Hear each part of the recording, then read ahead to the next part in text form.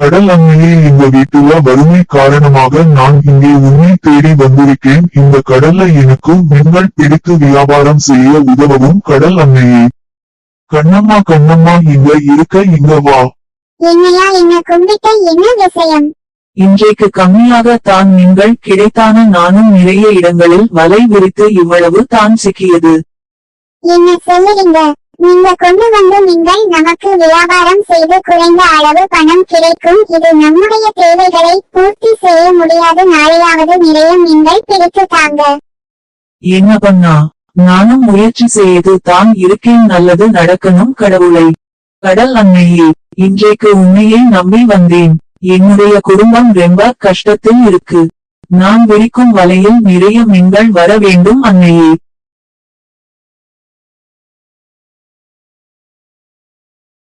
என்ன இது?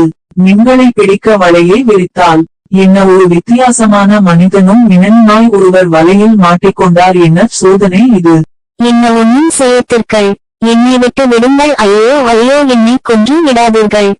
கவலைப்படாதே, உன்னை ஒன்னும் செய்ய மாட்டேன். பயம் வேண்டாம், நீ என்னை நம்பு, நான் உனக்கு உதவுகிறேன். மிக்க நன்றி. நானும் மனிதர்கள் எல்லாம் ரொம்ப கேட்டவார்கள். எங்களுடைய இனத்தை அழித்தார்கள். அதனால் மனிதனிடம் பாதுகாப்பாக இருக்க வேண்டும் என்று எங்களுடைய முத்தவர்கள் கூறுவார்கள். அப்படியா? சரி, நான் உன்னை கடலில் விட்டு விடுகிறேன். இதற்கு அப்புறம் வலையில் சிக்காமல் பாதுகாப்பாக இருக்க வேண்டும். மிக்க நன்றி.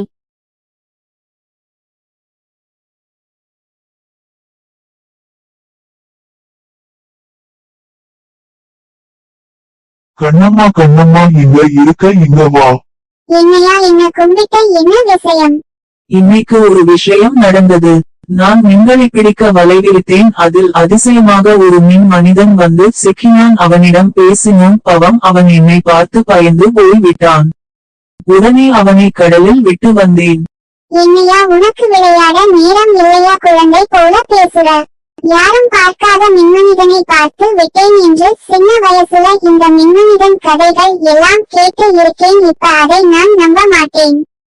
நிசமாக செல்கிறேன். நான் எதுக்கு உன்னிடம் போய் செல்ல போறேன்? நீ நம்பவில்லையா? சரி, விட்டுட்டு. என்னப்பா எப்படி இருக்க? உன்னை பார்த்து யாரு கிட்ட சென்னாலும் நம்ப மாட்டாங்க. சரி, எதுக்கு இப்போ இங்கு வந்த? நல்ல இருக்கேன். நான் மனிதர்கள் கண்ணின் பாடமால் இவ்வளவு காலம் வாழ்ந்து வருகிறேன். ஏதோ உன்னுடைய வலையில் சிக்கியதால் நீ என்னை பார்த்துவிட்டால், நீ எனக்கு உதவியதால் என்னால் முடிந்த உதவிகளை செய்ய வந்தேன். எனக்கு உதவியா? சரி, எனக்கு உதவியாக இங்கு மின்னல் நிறைந்த இடம் இங்கே உள்ளது என்று சொல்கிறாய. நீங்கள் எதற்காக? அவைகள் கடலில் நிம்மதியாக வாழ்ந்து வருகின்றனர். அவை பிடித்து என்ன செய்ய போகிறாய்? உனக்கு எப்படி புரிய வைப்பேன்? அதாவது கடலில் உள்ள மீன்கள் எல்லாம் நிறைய இருக்கும். புதிய மீன்கள் வாழ இடம் இருக்காது. அதனால் தான் வலையை விரித்து மீன்களை பிடித்து எடுத்து மக்களுக்கு கொடுத்தால் எனக்கு பணம் கிடைக்கும். அதை வைத்து நமக்கு தேவையான பொருட்கள் எல்லாம் வாங்க பணம் சம்பாதிக்க வேண்டும். அதனால் மீன்களை பிடிக்கிறேன். பணம் அப்படி என்றால் என்ன? நான் பார்த்ததே இல்லை. இந்த உலகில் எல்லாமே பணம் தான். அதுக்காக தான் கஷ்டப்பட்டு உழைத்து வருகிறார். அதை வைத்து தான் நாங்க வாழ்கிறோம். எங்கள் கடல் உலகில் அப்படி எதுவும் இல்லை. பசிக்கு உணவு இருக்கும், வேள்விக்கு இடம், ஒருவருக்கு ஒருவர் உதவியாக இருப்போம். இங்கேயும் அப்படித்தான் இருத்தான. காலப்போக்கில் எல்லாம் மாறியது.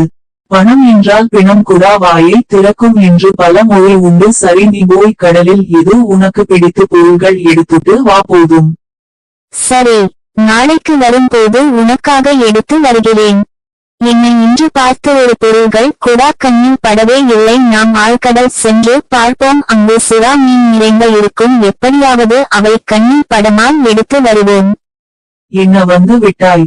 எங்கே எனக்காக எடுத்து வந்த பொருள்? இது ஒண்ணு இருக்கு, எடுத்துட்டு வாரன்.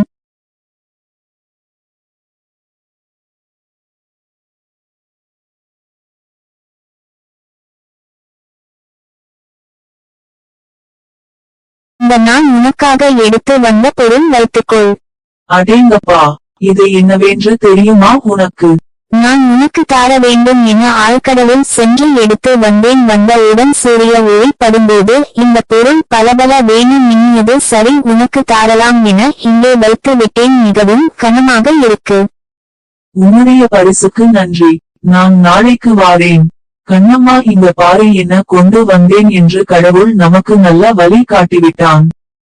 என்னங்க, எவ்வளவு தங்கம் எப்படி கிடைத்தது? நான் சென்னானே அந்த மின்மனிதன் தான். நான் அவனுக்கு உதவியதல் பதிலுக்கு என்ன வேண்டும் என கேட்டேன். உனக்கு என்ன பொருள் கிடைக்குமை அதை தா என்றேன். பார்த்தல் அது தங்கம். என்ன செய்வது என்று தெரியாமல் எடுத்து வந்தேன். சரி, இப்போது நம்புகிறேன். ஆனால் இந்த தங்கம் வைத்து என்ன செய்வது தெரியலை. என்னங்க, நகைகள் எல்லாம் எப்படி இருக்கு சொல்லுங்கள். நல்ல இருக்கு கண்ணம்மா. சரி, இன்னைக்கு மீன் பிடிக்க போகவா? என்னை இப்படி சொல்லுறீங்க? கண்டிப்பாக போக வேண்டும். இன்றைக்கு அந்த மீன் மனிதன் எதவாது எடுத்து வருவன். அதையும் வாங்கிட்டு வாங்க. நிறைய தங்கங்கள் எடுத்துட்டு வாங்க. இன்றைக்கு ஏதோ எடுத்து வந்தாய். என்ன இது? ஆமாம், இதை எடுத்துக்கோ. நேற்று தந்தது உனக்கு உதவுவதாக இருக்காது. இதை நான் நிறைய படகுகளை பார்த்து இருக்கேன். உனக்கு உதவியாக இருக்கும். இந்த எடுத்துக்கோ. ஆடா, ஆமாம். சரி, நேற்று தந்தையே அது எங்கே இருந்து எடுத்து வந்தாய்? அங்கு நேற்று தந்த அளவில் பொருள்கள் தான் இருந்ததா? செல்லு. அதுவா? ஆழ்கடலில் அங்கே உள்ளே போனால் மலை அளவில் இருந்தது ஏதோ என்னால் எடுத்து வரும் அளவில் எடுத்து வந்தேன். ஆனால் அங்கு செல்வது கடினமாக இருக்கும். ஏன் என்றால் அங்கு சுறா மீன்கள் கூட்டங்கள் அதிகம். கண்ணம்மா கண்ணம்மா, இங்கே பார் அவன் கொடுத்தது. என்னங்க, என்னை இது இரும்பு கொண்டு வந்திருக்கிறார். ஐயோ, இன்று நிறைய தங்கம் வரும் என நினைத்து இருந்தேன். என் ஆசையில் மண் வீழ்ந்தது. இல்லை கண்ணம்மா, நானும் அவனிடம் பேசி நேற்று தந்தது எங்க இருந்து எடுத்துட்டு வந்தாய் என கேட்டேன். அவன் குகைக்குள் பெரிய தங்க மலையாக இருக்க அதில் அவனால் முடிந்தது எடுத்து வந்தேன் என்றான். என்னது, தங்கமலையா? என்னங்க, எப்படியாவது நீங்கள் அந்த தங்கங்கள் இருக்கும் வழியை கண்டுபிடித்து வாருங்கள். நாமும் பணக்கார மறிவிடலாம். சரி, எப்படியாவது கண்டுபிடித்து வாரன். வந்துவிட்டாயே, எதற்காக தாமதம்? என்ன விஷயம் சொல்.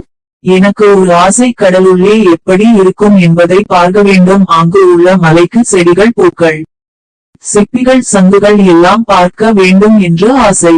என்னை அலைந்து செல்கிறாய? ஆடா, இவ்வளவு தானே? வா, நான் உன்னை அலைந்து செல்கிறோம். நான் உன்னுடன் இருக்கும் போது எந்த ஓரினமும் உன்னை ஒன்றும் செய்யது. வா என்னோடு.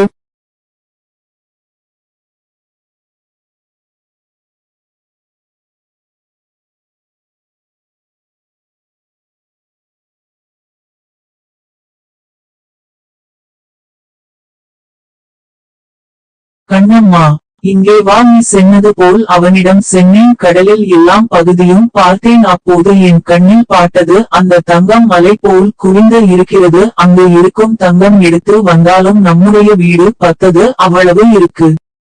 என்னங்க, அவ்வளவு தங்கமா? எப்படியாவது அதை நாம் சுத்தமாக்க வேண்டும். அதற்கு ஒரு திட்டம் திட்ட வேண்டும். நாளைக்கு ஒரு யோசனை சொல்கிறேன். என்னங்க, கடலில் போகும் போது ஒரு பை எடுத்துவிட்டு செல்லுங்கள். அவற்றில் எல்லாம் தங்கமும் போட்டு கயிறு மறுபுறம் கப்பலில் கட்டி எடுத்து வாங்க. சரி, நல்ல யோசனை. ஆனால் அந்த மீன் மனிதன் என்ன செய்வது? அவன் ஏன் எதற்காக இதை செய்கிறாய் கோட்பான்? ஆமாம், அவனை மறந்து விட்டேன்.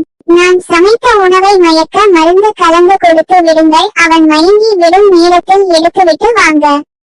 சரி, ஆனால் அவன் என்னை ரொம்ப நம்பிக்கை உள்ளவன். எவனோ ஒரு நல்ல நண்பராக இருக்கிறான். அவனை ஏமாற்றுவது தப்பில்லையா? நமக்கு பணம் தான் முக்கியம். அவனை பற்றி நமக்கு என்ன கவலை? நாம் நல்லா இருக்க வேண்டும். ஆஹா, வந்து விட்டையா? என்னுடைய வீட்டில் உணவு உனக்காக எடுத்து வந்தோம். இதை முதலில் சாப்பிடு. சாப்பாடு நல்ல இருக்கு. எனக்கு தலை எல்லாம் சுற்றுகிறது.